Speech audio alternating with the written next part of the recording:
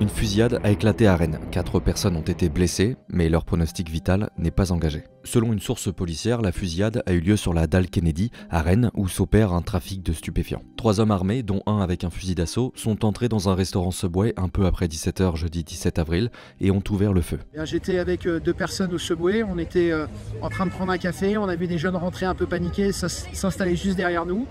Et puis à ce moment-là, j'ai vu au travers de la vitre 3 personnes arriver, dont une qui avait une espèce de fusil, comme un fusil d'assaut, comme une arme de guerre, avec un manche recourbé.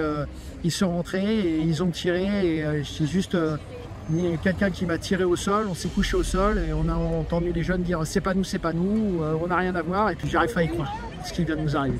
C'est la roulette russe, quoi. C'est-à-dire qu'on peut prendre un café dans un quartier de Rennes et moi j'ai pas pris de balle parce que quelqu'un m'a tiré au sol. Voilà.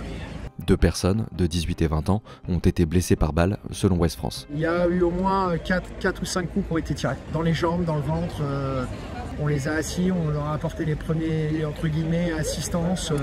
Il y a une jeune fille qui a fait un garrot, un autre qui a apporté un verre d'eau.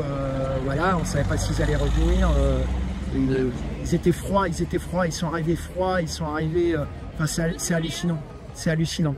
Un peu après, une 3e personne de 23 ans a été touchée par balle, elle aussi, quelques centaines de mètres plus loin.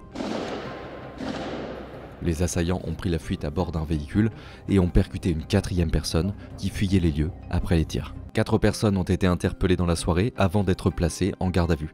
1 heure après la fusillade, le véhicule ayant servi pour la fuite a été retrouvé, ainsi qu'une arme de poing. Une enquête pour tentative de meurtre en bande organisée a été ouverte et pour le moment, le lien entre l'attaque et le narcotrafic qui a lieu dans le quartier n'a pas été établi.